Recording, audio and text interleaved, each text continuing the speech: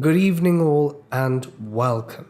Tonight we have 10 true scary stories from abandoned places for your listening pleasure. Be sure to subscribe if you haven't already. Click the bell to be notified of daily content and follow me on Twitter. But for now, it's time to get comfortable. Grab your flashlight and let the darkness take control.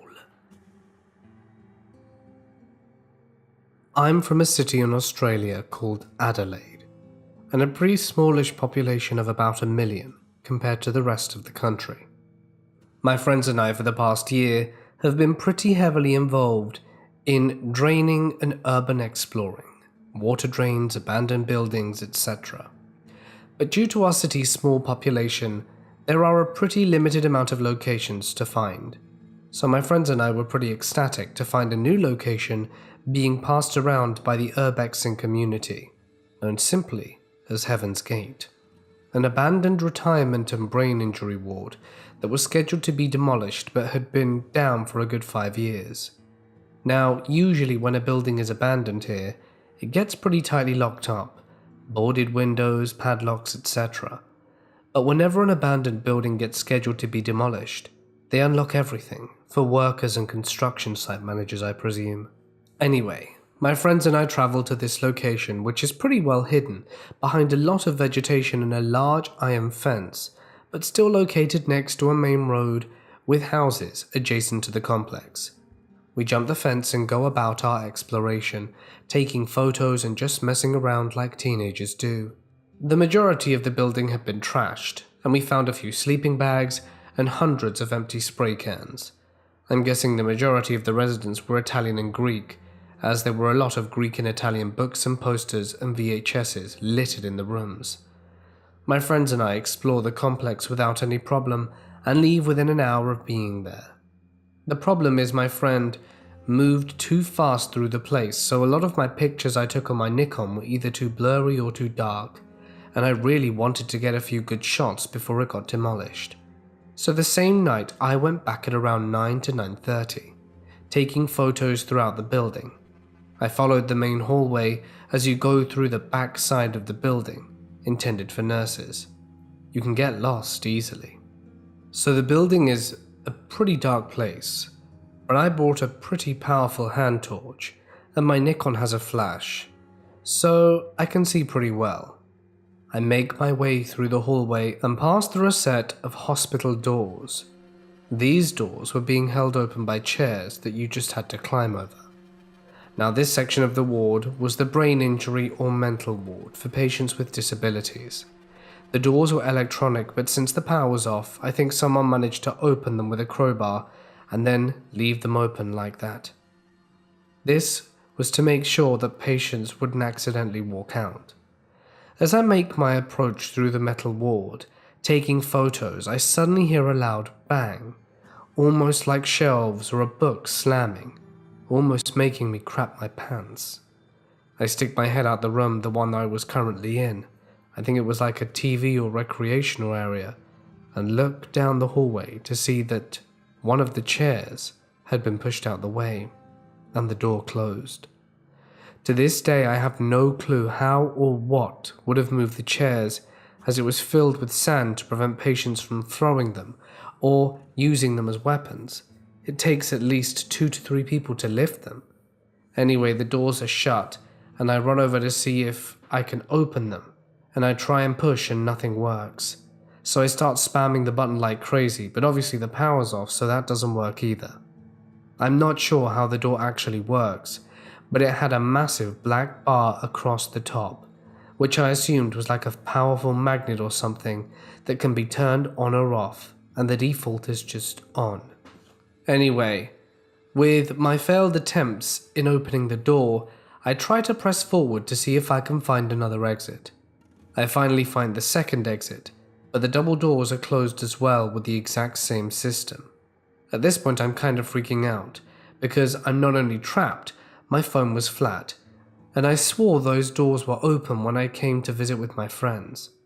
It was about 10:30, and my parents go to sleep pretty early because they both have work, and I'm usually always out with friends this late, so me missing wouldn't be out of the ordinary.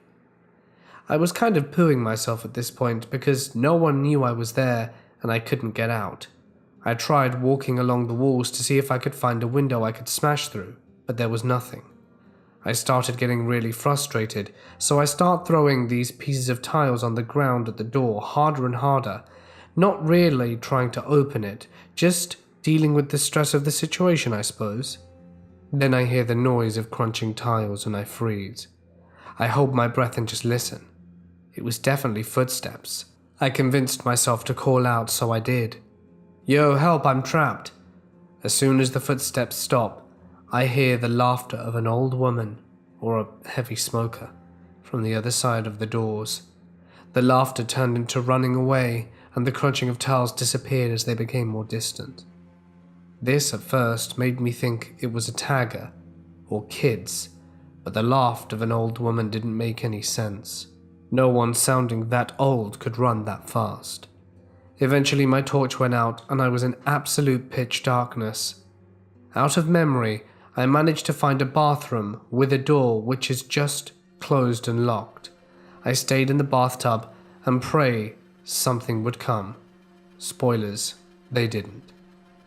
Now I don't know if you get this, but if you're staring at the dark too long, you start to see shapes and even figures. Now imagine being alone in an abandoned mental ward, trapped and without light. You can kind of see how this would freak you out. I ended up staying the night until sunrise, which was about 6 a.m. Obviously I did not just sleep, but I walked out into the hallways to have another crack at opening the doors. Just FYI, I didn't know it was sunrise or the time, as everything was flat. I walked around and to my luck, I found an old window that I'd missed before. It had been spray painted black and only small dots of light shined through. So I picked up an object and threw it at the window and ran as far away as possible. I've been back there a few times, but I never told my friends about me going alone, as I feel like they'd have gotten pissed that I went back without them, and also I got stuck.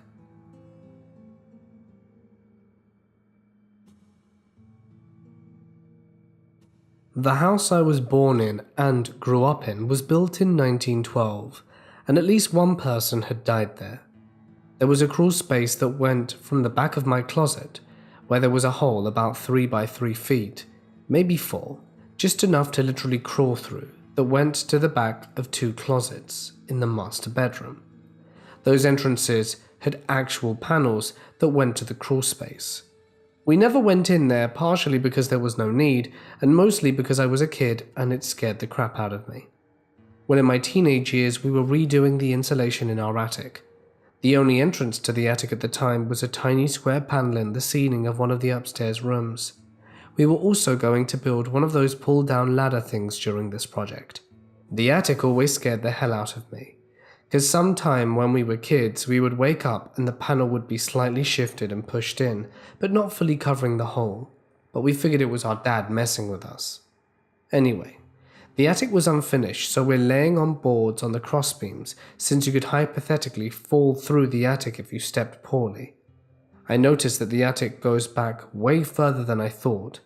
I keep going with this terrible flashlight and see it actually drops down at one point to an area to the first floor. Then I see that it's connected to the goddamn crawl space, which is kind of weird, but whatever. I keep going and it drops down to this large area I would later realize is the roof of our porch. It was like a tiny room, but the floor was sketchy like the rest. There was a creepy wooden children's chair standing up in this room. There was also a board/piece of wood about a ½ inch thick in the room, the area of a rectangular sheet of paper. There were names carved into the board, one in each corner, top, bottom, left, right.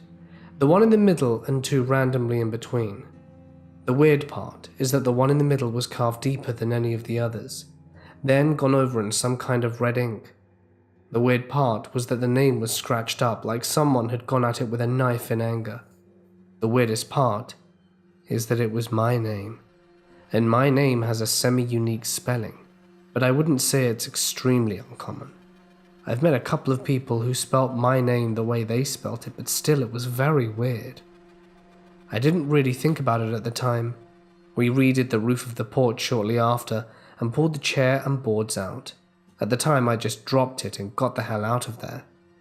Last time I shared this story, people said a picture would have been great. I did get curious and thought I might have stashed it in the basement or something, but I asked my brother as he still lives in the house, and he says that we tossed it with the rest of the stuff we found there years ago. It just started out like all our other urban exploration trips did. My reckless self and equally reckless friend had to make the long 40-plus minute drive, reaching our destination a little past 2. Fort Worth, Texas, home to the Main Street silos. After sizing up the impressive dilapidated structures that we sought to explore, we exited the car and set out on the short walk to the silos. The path required us to cross 3 sets of railroad tracks, surrounded by an overgrowth of wild grass and plants. It didn't look difficult, but the most treacherous obstacles were the small ditches between every track, filled with water, along with scattered debris and rocks. As we got closer, eyeing the easiest route through the tracks, a voice called out to us from below an overpass. "Hey." Instantly we both recoiled back, as this had been our first encounter with another person on one of our trips. We both looked at each other in disbelief until the voice called out again. "Oh, I'm sorry, didn't mean to scare you." Relieved, we realized the voice belonged to a homeless lady, taking refuge on a mattress nearby. My buddy casually called out and explained that we were just exploring, and that was it. We continued. Crossing the tracks slowly and carefully, we came to the site that we had long awaited. As per usual, the two of us began to investigate our surroundings, looking for any entrance or points of interest. This went on for some time until we found an open window in Silo 1 that led to a room within. In that room, there wasn't much to see except for a rusty ladder attached to the wall. The only way was to go up, however reckless we might be. We decided it wasn't worth the risk without investigating the rest of the site. Exiting the same way we came in, we resumed our path and decided to explore Silos 2 and 3. We didn't find anything of interest or any way in, so we figured the ladder might be our best bet. As we were looping back around towards Silo 1, my heart dropped. I grabbed the arm of my friend and pointed him towards the way we had just came from. 2 flashlights were bobbing up and down at the other end of the silos. "Lights out," my friend whispered to me. Neither of us wanted to risk being seen by these individuals. We looked at each other, frantically exchanging guesses as to who these people might be. Cops? Homeless? Other explorers? Our eyes glued to the unexpected visitors, and it quickly became clear that they were making their way over to us in a rather swift manner. We continued to creep back, but the lights kept advancing. Only they were gaining pace, so my partner looked at me, somehow shouting and whispering at the same time, "Run!" We sprinted for the railroads, practically hurtling over the ditches that we had so carefully crossed beforehand. Looking back, the lights had made their way to where we were when we initially spotted them. We lowered ourselves between the ditches to hide from the unknown, and after what seemed like hours, we peeked our heads to see if they were still there. But there was nothing.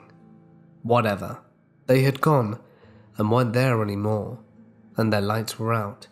It was as if they disappeared into thin air. Collecting ourselves, we made the joint decision to try to flank them.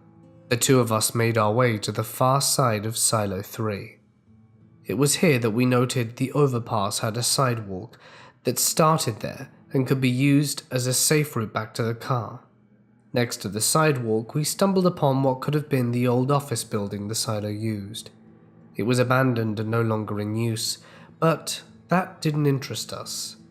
We silently examined a chain-link fence connecting to the building in Silo 3. There was an open gate in the fence that would lead us behind where the lights had been. Taking a deep breath, we passed through the gate and completed our flank of the individual. There was still nothing to be found. It was just us and dead silence hanging in the air. Despite our nerves, we resumed our mission and continued to explore as normal. We cleared the whole area and looped back to the left side of Silo 2. Moments later, my partner noted a cryptic 3-foot opening in Silo 2. We took the liberty to turn our flashlights back on and investigate the strange opening. It was then that my partner had alerted me of a door ajar within the opening. With our backs against the wall, we made the most nerve-wracking and off-putting entry in our history of urban exploration. The door only led to a claustrophobic room that someone had once called home, and we noted blankets and water bottles scattered around. There wasn't much else to see, so my partner and I turned back around to leave the room. When both of us looked at each other, there was a crunch. "Did you hear that?" I asked my friend. My ears weren't deceiving me. We both heard the same thing, and it was very close. It was a footstep. Whoever the hell that was still nearby, and they knew we were here. Immediately we killed our lights and listened, but there was nothing. An eternity had passed, with nothing but dead silence filling our ears. Finally, we decided to exit the room and see if anyone was outside. I peeked my head out from the door and looked both left and right. I saw nothing. It was then that I began to slowly exit the room and head back in between Silo 1 and 2. I motioned for my friend that it was safe, and we began making our way out to the end of the silos to continue exploring, trying to get away from that area. Then suddenly, headlights illuminated the wall of an old office building near the end of one of the silos. Red beams of light danced across the wall of our surroundings. Panicking, we both dropped into the brush and crawled to the side of the silo to avoid being seen. It was just a work truck passing right in front of us, moving towards the work site behind the silos. After the truck had left, my friend and I both decided that we had had quite enough and headed towards the railroads. As we were about to leave the area, my friend suggested that we get a few pictures before departing. So we went back between the path and took a few pictures. The last of the pictures we wanted was selfie style in front of the barred off entry points. While trying to get the right angles, we heard a strange noise that almost seemed to come from inside the room behind us. Having had our fair share of terrifying experiences that night, we decided it was time to pack up and head out, making our way back to the railroads. That's when we heard a roar in the distance. It couldn't be. It was chugging along the tracks closest to the car. An actual train. The train passing by meant that our safest path back to the car would be blocked off by thousands of tons of steel speeding by it. My partner wasn't fazed and told me to continue heading towards the train, as it would simply pass by and then we could get across it to safety. It was only when we got closer that we heard the screech. There's absolutely no way. This train wasn't going anywhere. In fact, it had stopped right there and then, dividing the line between us and the car. Almost instantly, another train came and was braking on the tracks closest to us. Not wanting to take our chances with the truck we saw working near the overpass sidewalk, we decided that, however stupid it might be, when the second train stopped, we would hop over and in between the carts to book it to the car. Patiently camping alongside the tracks, we waited to hurl ourselves into the closest cart and readily make our escape. This would have worked if our luck wasn't so terrible that night. Another roar emerged from the distance. A third train made its way along the middle track and began to brake. These were freight trains, so braking to a full stop was far from immediate. It was at this point my partner and I were in sheer panic. Waiting for this train to stop was a no-go. We were sitting ducks in an area where freeloaders and train hoppers ran rampant. We spotted another overpass in the distance and figured this would be our escape. It was the only way for us to go, and was away from the tracks, but not towards the silos. This next scene was something straight out of a movie. We had to stride through chest-high bushes and wild grasses to make our way to safety, running as fast as we could while battling off the vegetation. I yelled for my friend to hold up as the overgrowth managed to remove and swallow my shoe. After a frantic search, we found the shoe and continued our pace. At this point, we realized the impossible. To get to the end of this seemingly endless overpass, we had to cross yet another railroad, with another train coming. It seemed like there was literally no way out. We kept getting screwed from every direction, and after another moment's panic, I made the executive decision to head back to the silos. The pair of us darted alongside yet another set of tracks that ran through the train yard, next to the silos, both of us being absolutely gassed from running. We slowed the pace and jogged back to the silos while collecting our sanity. This kept getting worse. A horn sounded from behind us in the distance, and the tracks we were following suddenly became illuminated in our horizon. They just kept coming. We had to outrun a train. Finding the last of our energy, we sprinted until we could hop off the tracks and return to the silos. Moments after, the train passed. The sinister place that was home to the dangerous and unknown had now become our safe haven. We had literally nowhere else to go other than back to the chain link fence and to the sidewalk of the overpass leading back down to the car. We had no choice but to risk running into someone. The two of us ventured over the fence.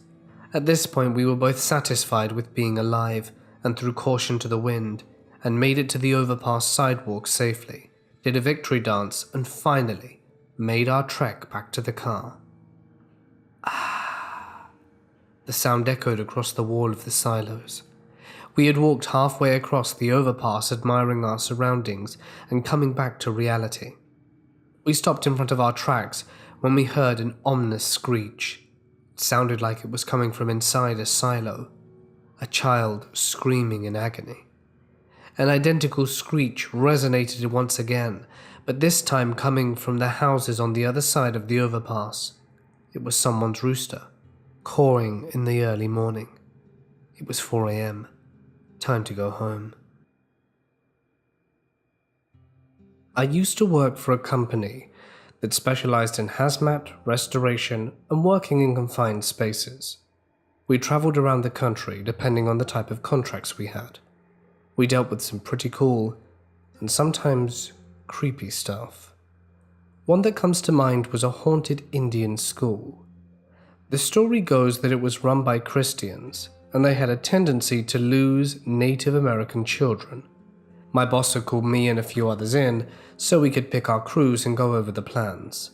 Most of us already had people in our crews that we liked, due to specific skills or because of their demeanor.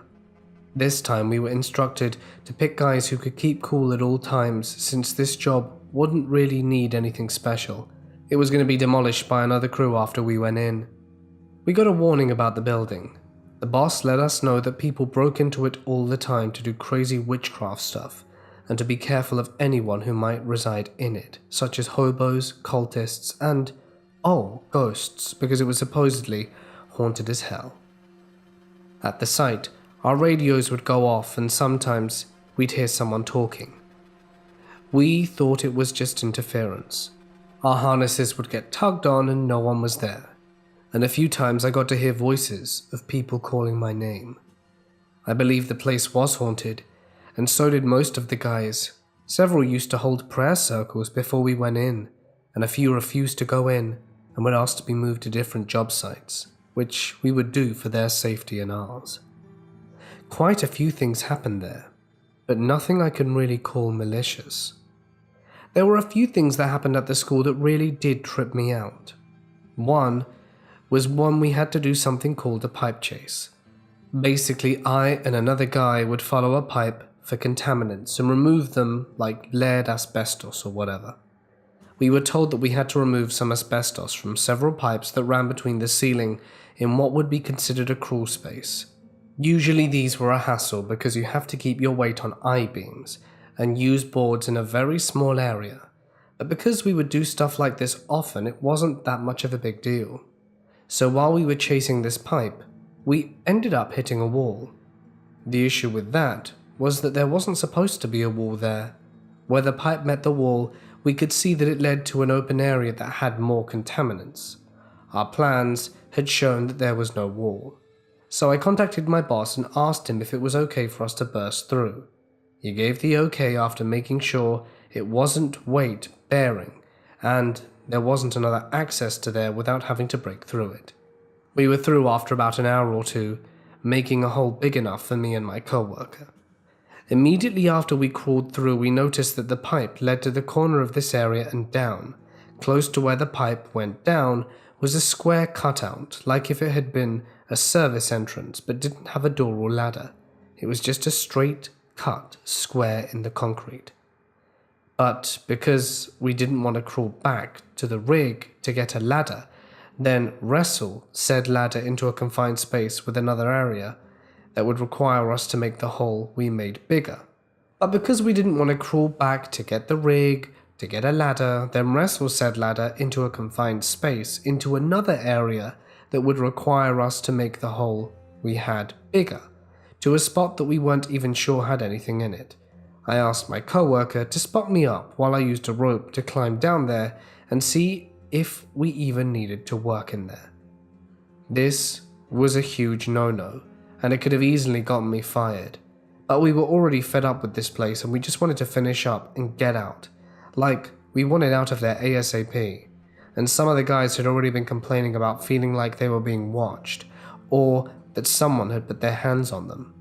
I'd also felt someone tugging at my harness a few times, and when I would look behind me, no one was there. So I climbed down, and it was pitch black. This room must have been about 30 or 40 feet. My headlamp and flashlight did not seem to be giving me much light at all. It was super weird. I remember asking my co-worker to ask someone to run an extension cord and some lights, because I literally couldn't see anything unless it was a few feet away from me. He told me he'd be a few minutes, and I really did not want to be in there, so I told him that it was fine, and I was going to look around real quick to see if it was even worth the hassle. So when I'm walking around, I happened to see a shadow, like if someone was standing in the corner. So I started asking this person who he was and what he was doing there, but there was no response. I thought it was a hobo who had found his way in somehow and didn't get a response, so I walked closer, and it turned out to be a mannequin that someone had somehow put there. I remember that I had put it on the ground and continued to look around and found a spot that had some contaminants, and I let my co-worker know. I made the mistake of looking back where I had laid the mannequin down, and it had been moved from where it had been somehow. It was now several feet away from where I had originally laid it. I literally freaked the hell out, scurried up the rope, but we still had to get the contaminants out, and I and my co-worker had to get a ladder and another 2 guys to keep an eye on us while we went down there to remove said contaminants. I wasn't willing to go back there alone, and the guy who had hole watch refused to be left on top by himself. What ended up happening is that while we were removing the contaminants, the radio started going crazy. My co-worker and I almost fell off our ladders because we felt someone push us hard from our harness, and also these guys on top kept asking us what the hell we wanted over radio and to stop messing around, because they claimed they kept hearing us call them from the hole. The mannequin also moved again. So we were already pretty sketched out and wanted to get out. When we finished this job site ahead of schedule, we still had to go through inspection by a hygienist, and they asked to be accompanied by someone because they didn't want to go in alone. One of my bosses decided to accompany the dude because he also wanted to see the hullabaloo that had gotten us all excited. When they went down, he kept yelling at us over the radio to take things seriously, because he thought we were messing with them, because creepy crap kept happening, and they were inspecting every area that everyone had worked at. He knew that we took our job pretty serious. We had zero tolerance on horseplay at our job sites, mostly because the job was pretty dangerous. We did report to several government agencies, and a lot of the jobs we did were for the government or huge private businesses.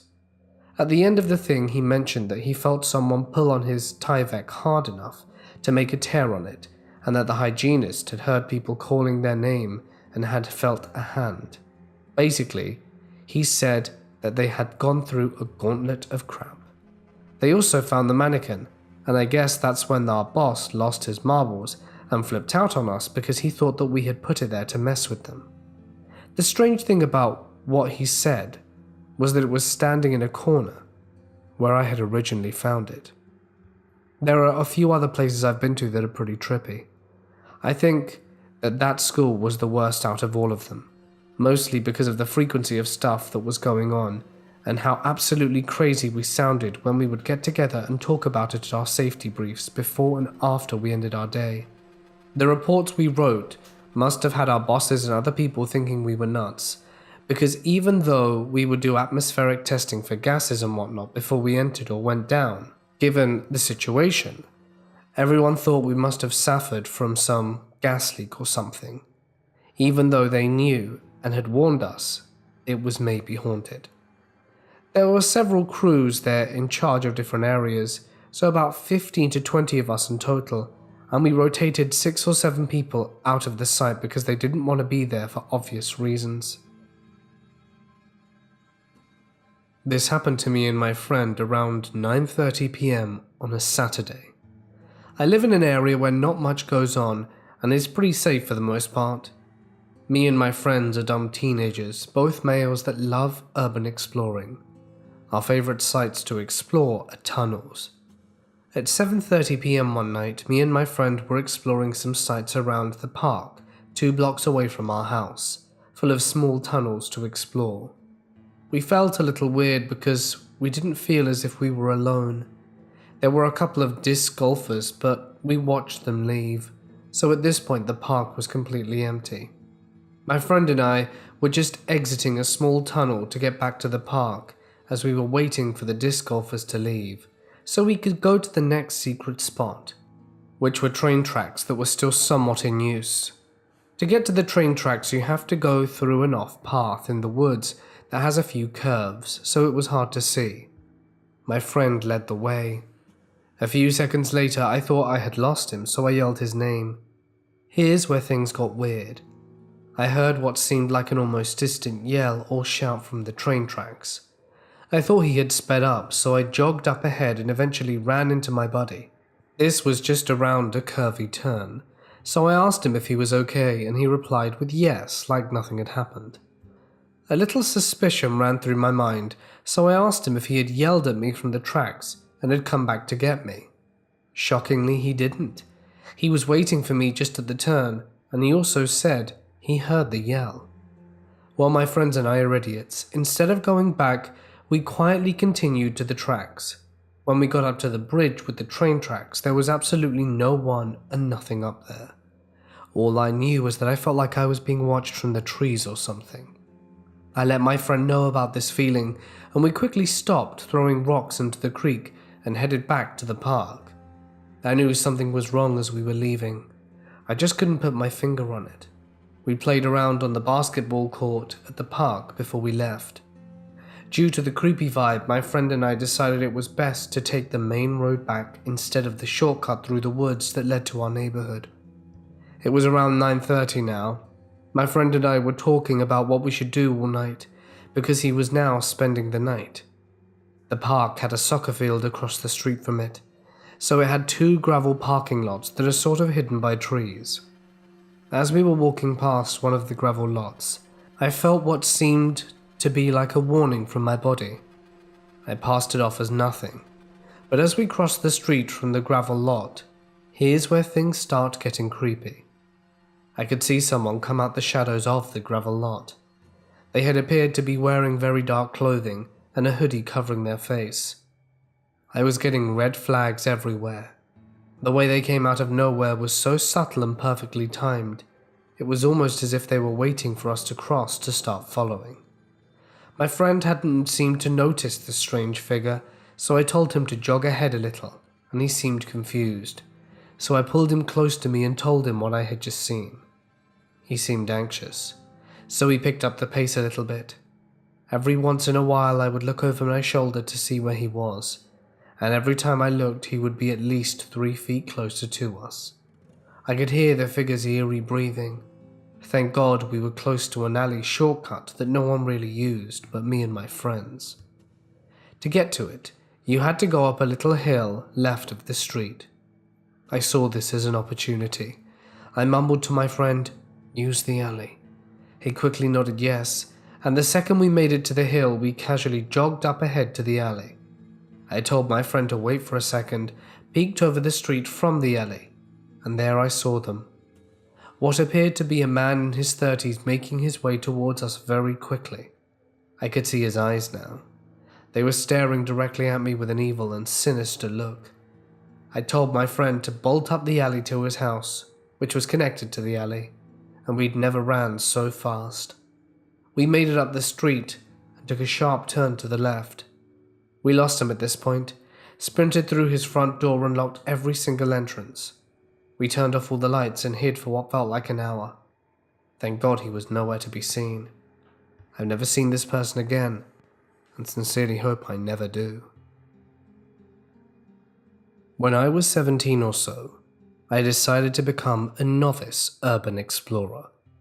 I live in rural Minnesota, so there's no shortage of abandoned places to visit, if you know where to look. My boyfriend at the time lived in a tiny community just north of now-then Minnesota, which had a 2-story house that had long been abandoned for 10 years. The story was a tree fell on the side of the house during a storm, and the guy didn't want to pay for the repairs and just left. I spoke with my boyfriend about exploring the place, but since there was a convenience store right across the street, to evade detection, he pointed out we had to go at night. So we set our time to explore on Friday the 13th, 2013. The crew we had was me, my boyfriend, and 3 other guys. While my boyfriend and I were waiting for our friends, we got a call from them saying that the front wheel straight up spun off their car and they needed a ride. I'm not a particularly superstitious person, but it kind of seemed odd to me, seeing as the driver took really good care of his vehicle. Anyway, let's fast forward to the action. It was around about 10 p.m. and my boyfriend parked his car on a dirt road about a quarter mile away from the house. We really didn't want to get caught, and hiked in and decided to look in the backyard first. It was really overgrown, with waist-high prairie grass, and was generally uneventful, until we looked into the back window of the house. One of them seemed to go into a pantry, where there was still canned food on the shelf. The door to the pantry was open, and from there we could see a full set of living room furniture, couches and all. This kind of leaves me to disbelieve the whole "he left because of the tree falling" thing. It seemed like the guy who left there left in a hurry. Our original plan was to go in through the back door, but it was locked with some industrial grade stuff, so we went around the front of the house, which had a screen-enclosed porch. Thankfully it was unlocked, and we were able to look around the porch area. Knee-high stacks of Life magazines were absolutely everywhere, some of them dating as far back as the 80s, weather-worn and chewed through by animals. After fooling around for about 10 minutes, we decided to embark inside. Naturally, being a 17-year-old girl in a group of 19-year-old guys, I was elected as the one to open the door. But once I put my hand on the doorknob, I heard a noise on the other side of the solid oak door.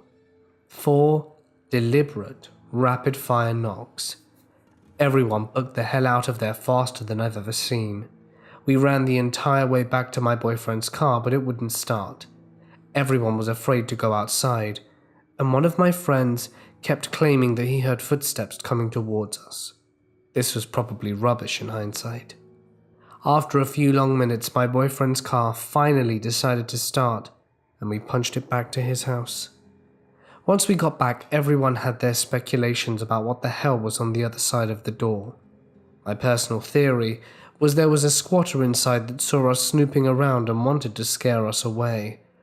I know that dilapidated houses can make weird noises, but the knocks we heard were very deliberate, not something a structural shift or animal could make. To this day, I have not visited the house again or any other abandoned house in the area. So kids, if something seems like a bad idea, it probably is. And creepy squatter guy? Let's never meet again. Some friends and I were part of the Pennsylvania Ghost and Paranormal Research Team at one point. No one ever believes me because my ex lost everything, including the recorder in a house fire, which is creepy enough. We were in an old funeral home, and didn't hear a damn thing the entire time, until we went back to the recordings. There were sounds everywhere, old-style music playing and a woman, who was very close to my recorder, starting to hum really loud and then said, "We're here. Hi." We were absolutely scared crapless listening to the recordings. I had tears coming down my face. On the second floor of the house, we clearly heard a man's voice saying, "Don't," and that was it. I still wondered to this day what the hell it meant. We heard many doors slam that we didn't want to hear at the home while we were there. There was also much of that on the recorder. Strangely, we went through the basement where he would keep the bodies, and there was absolutely nothing but silence. There was a dead, half-eaten dog in the living room. Because we had so much evidence the first time, we went back a second time, and the property owner wouldn't let us back in because it was unsafe to walk anymore. They were about to do some renovations, then life happened and we never returned. Left the team and broke up with my ex and then the fire. I wish to go back and record one more time.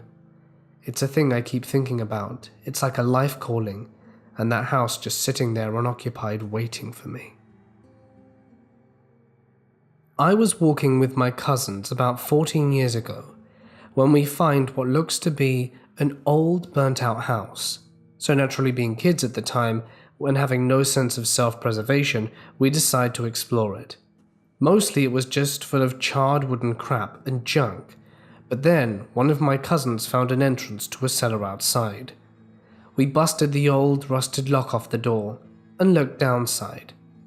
It was dark down there, and we didn't really have any reason to go poking around it. Plus, we were starting to get creeped out, so we kicked some dirt down into it and walked off. When we get about 15 yards away from the house, one cousin says he hears a noise and we stop. And yep, there was a noise like someone coming up the rotting cellar stairs of the house. We peek back through the trees and see a dark kind of fuzzy shape crawl out the cellar which we left open.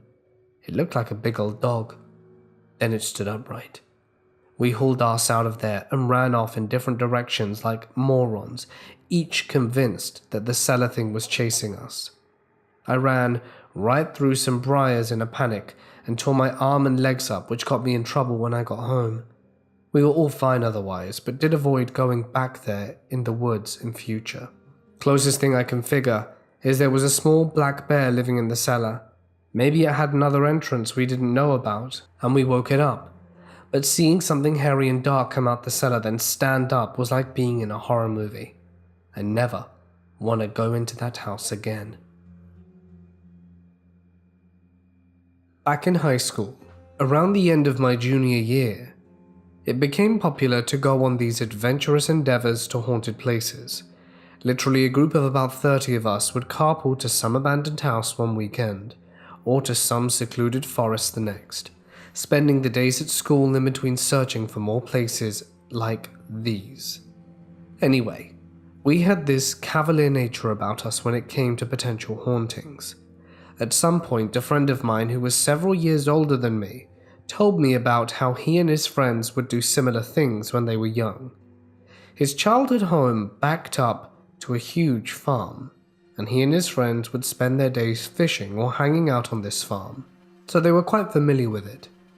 The owner, apparently a very religious man, a priest or pastor maybe, had owned the farm and a small house on the property.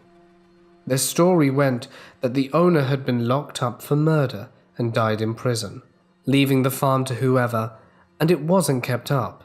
However, upon hearing the news of this man's demise, my friends told me that he and his friends had decided to go into the house. I guess the windows had been busted out, and they opened the door and walked in. He described them fooling around and trying to scare one another, but he had decided to walk up the stairs, and upon him reaching the second floor he saw a coffin in the main open room. The way he had explained it to me was that he didn't know what it was, and immediately sort of sauntered over to check it out, only to have the sudden flash of realization that this was a coffin in an abandoned house. I suppose he and his friends made a quick retreat from the house. Of course, he told this part of the story much better, prepping in more detail about the man who owned the property that gave the story that mythical, supernatural sort of feel. I remember being frightened by his delivery and sincerity, though it's quite likely he had rehearsed it for this type of occasion. This story had taken place 15 years or so previous to him telling me. I told one of my adventurous cohorts the story, and we thought it would be a good idea to investigate it. I knew where this person had lived, so we assumed we could simply walk behind his house, find the farm, then the house. We had a grand plan to bring the whole group out on the weekend, but we weren't sure if we were being strung up on a lie, or if this place was still there, if this were true. Anyhow, after football practice one weekday, he and I drove out to the street my friend lived on. There was definitely a farm behind his and his entire street's homes. We decided to go ahead and sneak into the yard and onto the farm to see if the house was there. Once we made it through the manicured suburban yard and through the brush separating the farm, we were knee-deep in overgrown field. We sort of hacked our way through a bit, and sure enough, we made it to the edge of the hill the house was on, only 100 or so yards away. We had made it that far, so we decided to go to the edge to investigate. As we approached the house, there was a huge black bird perched on its roof. Once we were within 20 feet of the house, the bird flew away from the house and perched upon a tree adjacent to it. Being a bit nervous, I began to question why a bird had made such an odd move, but thought better of making a big deal out of it. Now this house is the prototypical haunted house. It had the quaint historic look with the broken windows, eerie shadows, and sort of ominous statues one associates with haunted houses. There was even a grave marker in the front yard, so again we were increasingly nervous as we approached. The door was jammed shut, but the window had been completely removed, so we played rock, paper, scissors for who would climb in first.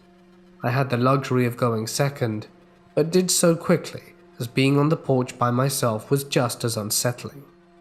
The inside of the house had literally not been touched, besides weather damage. Almost everything was intact. There were pictures and decorations still up, with a bit of furniture remaining. We eventually became comfortable with being inside and began to snoop around. Of course, we were fearful of trekking upstairs, afraid to find something we didn't want to find. Alas, we squeamishly crept up the stairs only to find an empty space. At this point we became at ease with walking around the house, laughing off the ghost story mystique. As we looked through the main floor again, I noticed there was a tiny door in the kitchen. It was about knee-high. Undoubtedly, we flung it open, only to reveal a dark stone stairwell that a person would have to crawl down. Its presence alone was terrifying for some reason, but it had a landing about halfway down with stairs turning in different directions and out of our sight. However, perched on the landing, and partially concealed by the wall to the other part of the stairwell, was a large rectangular wooden box, a coffin.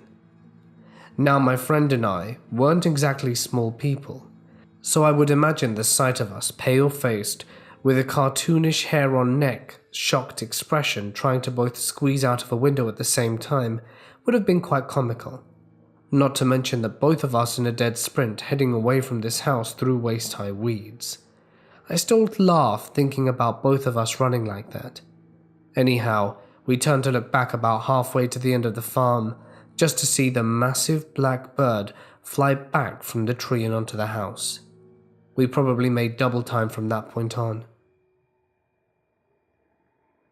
A few years ago I worked with a real estate company as an inspector, which basically just meant I briskly walked in and around properties, snapping photos and checking that everything was okay. Unfortunately for me, I worked specifically with foreclosures, which meant I had to go into all the nasty houses that were messed up, spider-infested, broken into, or even recently abandoned and filled with people's stuff and dead rats. On any given day, I could drive as far as 2 hours away from my city to the houses.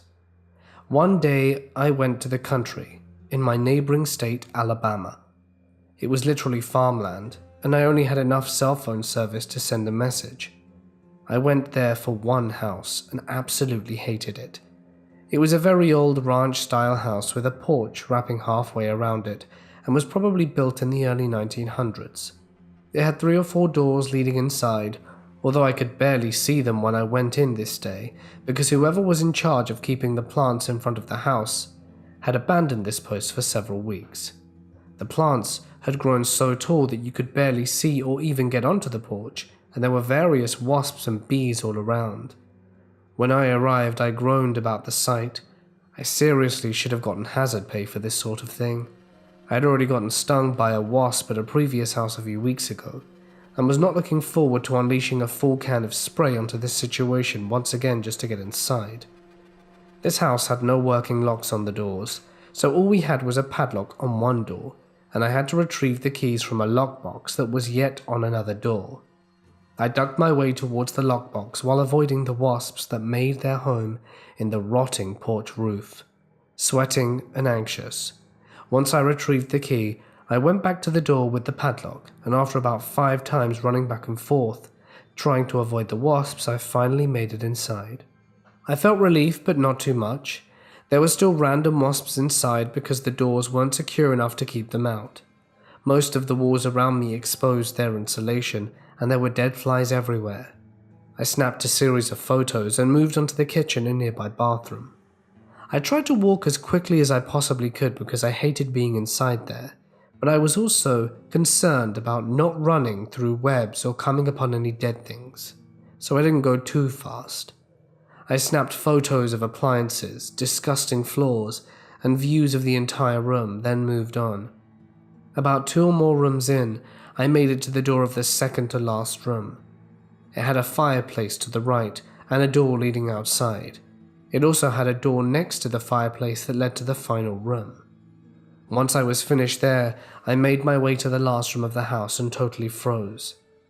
I stood in the doorframe and took a moment to examine the scene. In the last room was yet another door to the outside, and it was wide open. But that was only mildly alarming.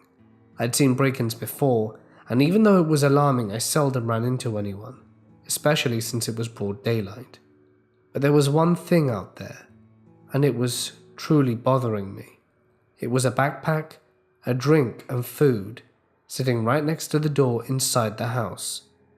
I was frozen with fear and anxiety, and quickly thought through what to do.